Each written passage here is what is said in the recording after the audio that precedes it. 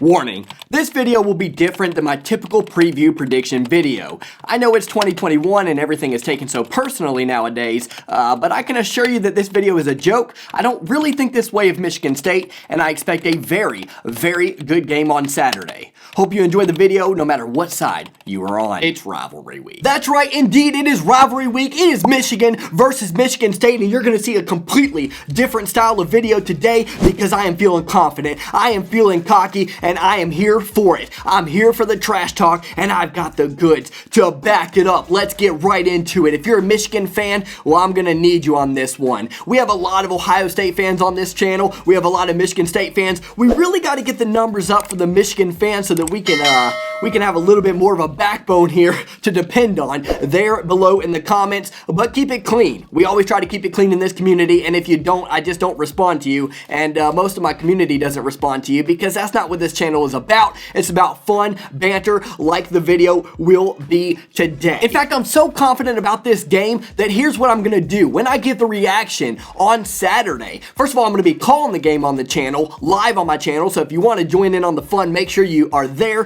talk to the community in the chats, talk to me in the chats, and then after the game, I'm going to paint myself the color of the winning team for free. You don't gotta pay for that show. I'm going to be painting myself green with a white S on my face if Michigan State wins, if Michigan lets me down, but that's not going to happen. In fact, I'm thinking about not even buying green paint because what's the point? I won't need to. We're going to win this game. We're favored by 4.5. I have no ifs, ands, or buts about it. After doing the research, man, I'm so confident I'd put $1 million on it. $1 million I don't have. So we're going to start out with some jokes and then we're going to get right into the meat and potatoes. You know, in 1998, my dad was in the Navy. He was retiring from the Navy after 20 long, successful years of serving this great nation that is the United States of America. We were living in Maryland. His family grew up in Michigan. He grew up in Michigan, Sturgis, Michigan, just south of Kalamazoo. My mom's family grew up in Greenville, South Carolina, and they were trying to choose between those two states.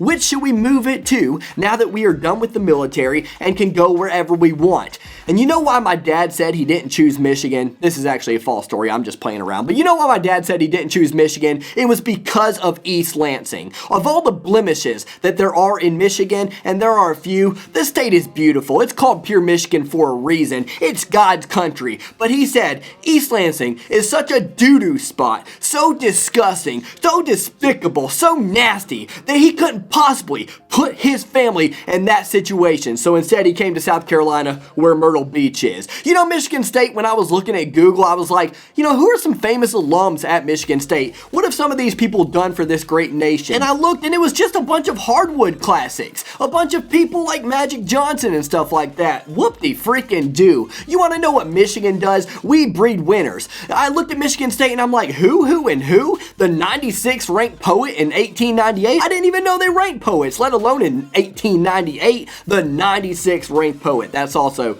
not true. I just made that up completely. But here's some famous alumni from Michigan, or people who went to Michigan at the very least, and they were so successful they had to leave Michigan early. Barry Larkin, Tom Brady. How about that? Two Hall of Famers right there. Tom Brady, a 18,500 Super Bowl winner.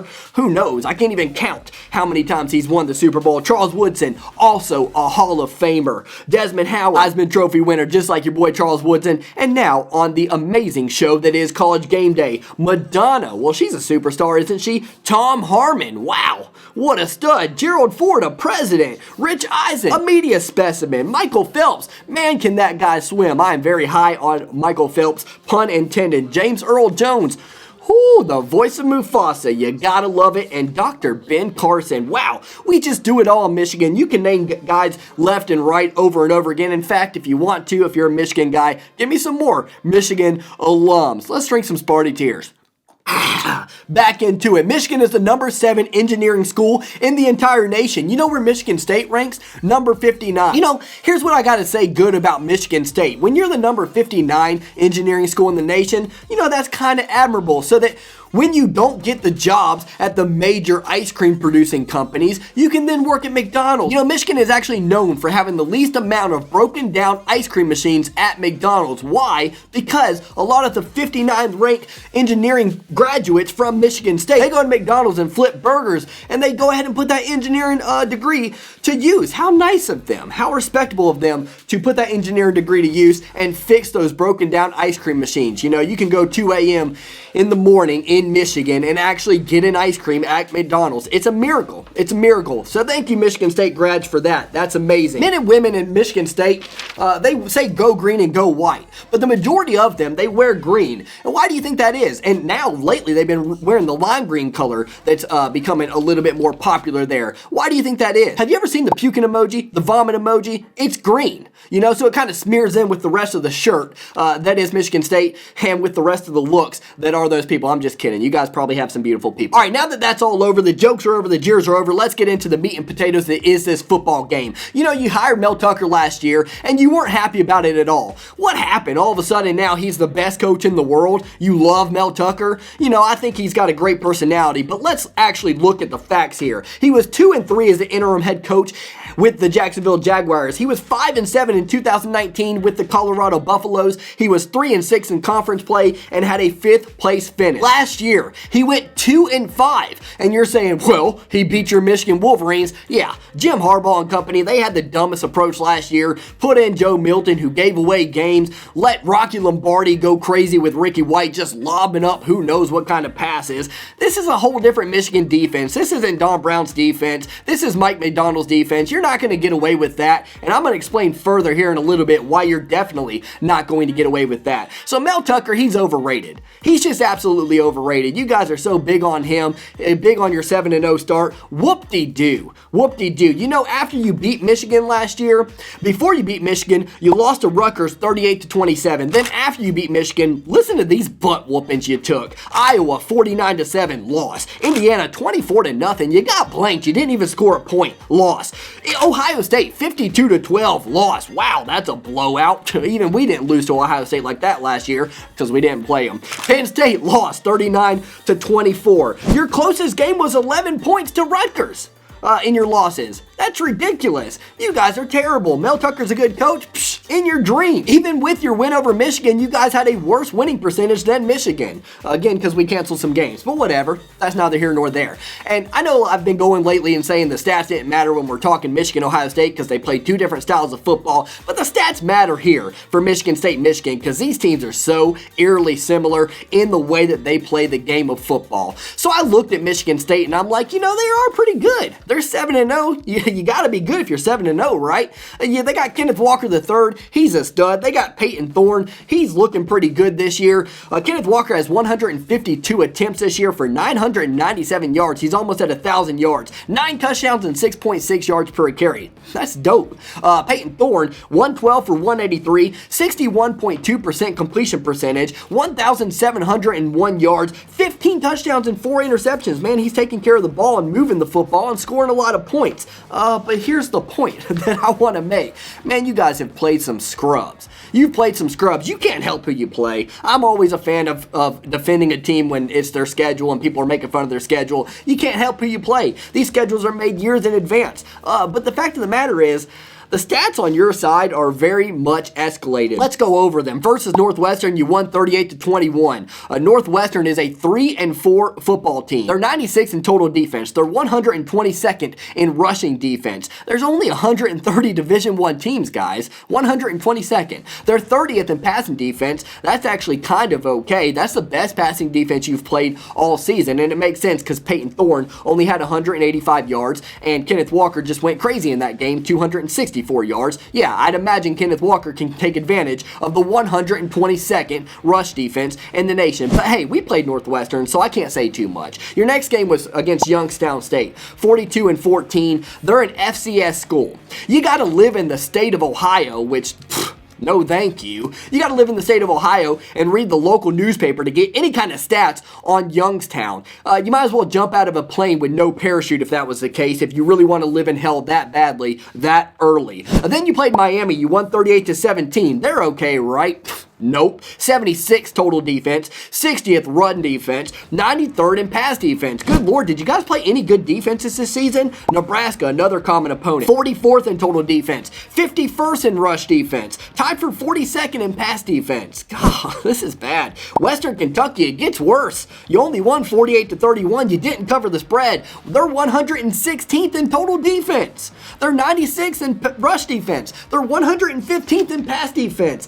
God, this is awful. Rutgers, another common opponent. 31-13, you got the win. Congratulations. Rutgers has the 58th total defense. They're 68th in rush defense, 58th in pass defense. And then you finish it off with Indiana, a 20-15. Miserable looking win there. Wouldn't have got the win if Tuttle wasn't at quarterback. 56 total defense does Indiana have. 46 rush defense and 69th. Nice. Pass defense.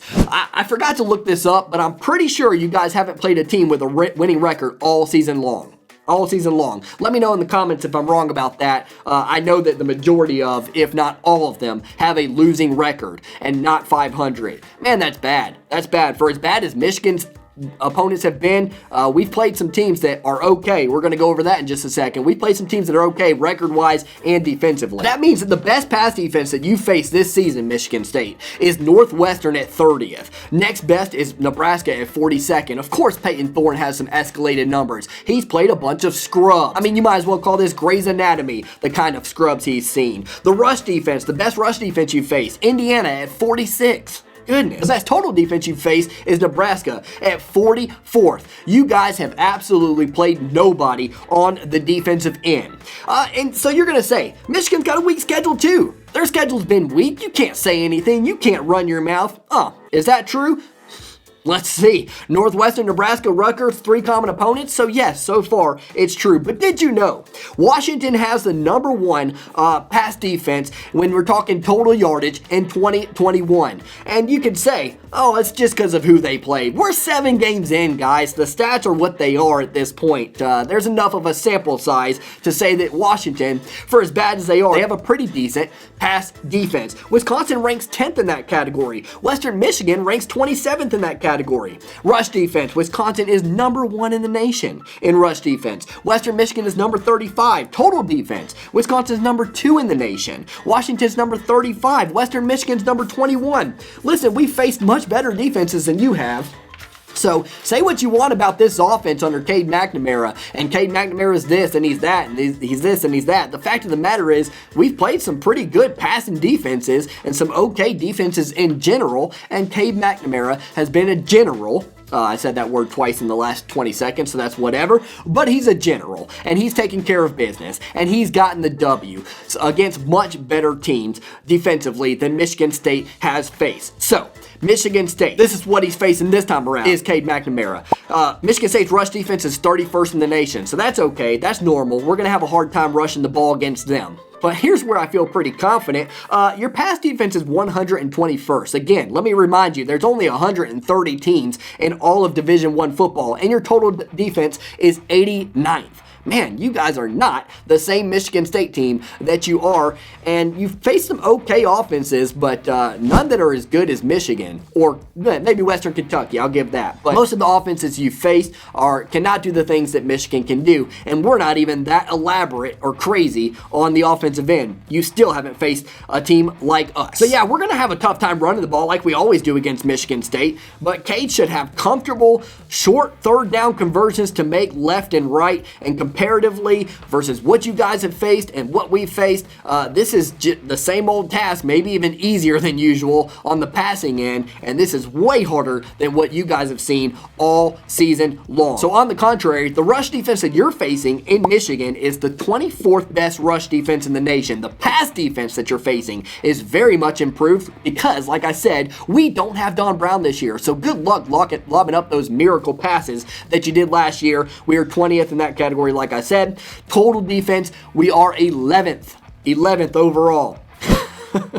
You're going against the top 25 defense in every single category, every single main category. So good luck. Now let's put that compared to this. This is what you're used to facing. This is the average of the defensive opponents that you face so far this season. The average rush defense that you face is 74th. The average pass defense that you faced is 69th. Nice. And the average total defense that you face is 74th. So here we go. With all that said, it's time for Michigan's defense to expose the inabilities of Payton Thorne and, to an extent, Kenneth Walker. I'm sure he'll get his to some extent, but it's time for Michigan's defense to expose everything that Michigan State actually is on offense. It's time for Michigan to expose Michigan State for what they really are. It's time for Michigan to expose Mel Tucker for what he really is. I like the guy. But he's not good enough to beat Michigan. Michigan will put the nation, the Big Ten, everybody on notice this week. I'm telling you, I'm so confident, like I said, that I'm going to paint myself the colors of the winning team on Saturday. And again, I don't even need to buy myself some green paint. I forgot to drink these Sparty tears. Let me go ahead and soak that up really quick. Hold on one second. Delicious. We're going to win 31-23. We're going to crush the spread that's 4.5. We're going to win at your place. No problem. Jim Harbaugh is going to start owning Mel Tucker. Mel Tucker will be out in a few years. He's going to be nothing at Michigan State. Michigan obliterates the green and white. Go maize and blue. Let's get it done, baby. We'll see you Saturday.